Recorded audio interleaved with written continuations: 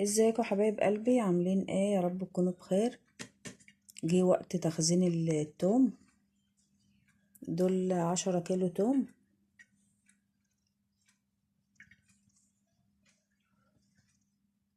10 كيلو توم. هشيل الراس، اقوم قطعاه كده، اشيل الحتة دي كده.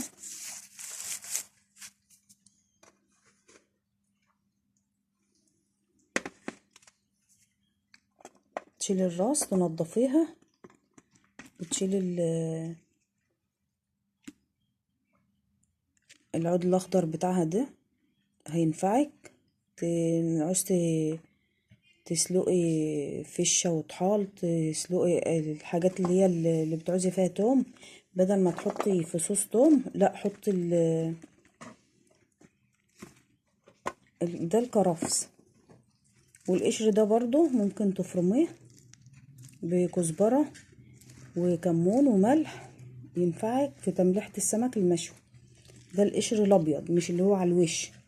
اللي على الوش ده احنا شايلينه ومنضفين راس التوم. يعني انت منضفه راس التوم، شايله العود الاخضر، مفصصه التوم بتاعه اهو. ده كده التوم ده تفرميه، يبقى عندك برطمان كده في التلاجة مفروم توم كده ابيض من غير حاجه. عايزه تفرمه بفلفل اخضر، بفلفل احمر، افرمه. ده كده، ده القشر اللي هو عشان بس بصور بالتليفون.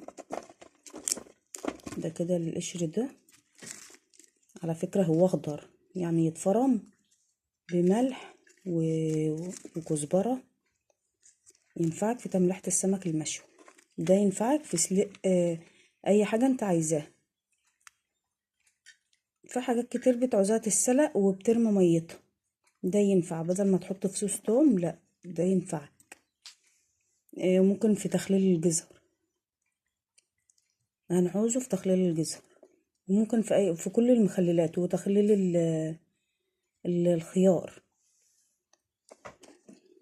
التوم نفرمه ويبقى عندك برطمان مفروم كده ابيض. انا عملت شوية فلفل احمر، توم بفلفل احمر، هرسة الشطة الحمراء، وعملت هرسة الشطة الخضراء. هرسة الشطة الخضراء والشطة الحمراء من التوم. وممكن تعملي شوية بالكزبرة للسمك المشوي، وتفرمي شوية، يبقى عندك كده التوم ابيض مفروم لل للطبيخ بقى، للبطاطس، للخضار. لكن ده ينفع تحطيه في المحشي، وده ينفع للمحشي، وينفع لتملحة البرنجان. الهريسة هتبقى موجودة عندك حمرا وخضرا. وتعملي شوية بيض يبقوا عندك برضو. وممكن تعينيه في صوص كده، يعني ده انا هعينه في صوص. ده كده كيس من بتاع التلاجة، وهعينه في صوص.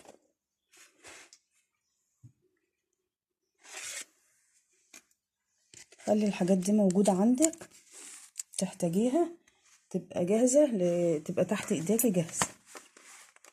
خلصتي هرسة الشطة الخضراء او الحمراء، تطلعي من اللي في التلاجة وتفرمي.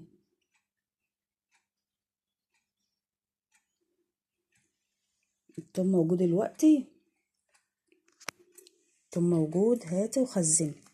شوفي ايه اللي يكفيكي وهاتيه.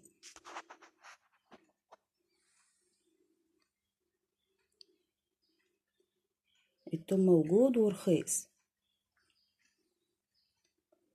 هو بيوزن، بس يعني في حاجات كتير ممكن تطلعها منه عن الناشف، عن التوم الناشف. يعني هو اخضر بس في حاجات كتير تعمليها. يعني القشر ده بقولك تفرميه، ده بتسيبيلي الحاجات اللي بتسلقيها. دي هتعملي كده، هتعملي الهريسة في الشطة الحمراء وهريسة الشطة الخضراء. لكن التوم لما بيبقى ناشف وبنجيبه من السوق يعني ايه بيبقى فصوص بس، وتقشره وتاخدي منه الفصوص بتاعته بس. يلا يا قلبي عشان الفيديو ما يطولش عليكي، ده كده هعينه لما عاوز يعني ايه اجيب بالطلب. انا هعينه كده لان انا جبت قبل كده برضو شوية وعملت الهريسة وعينت برضو في التلاجة. يلا يا قلبي،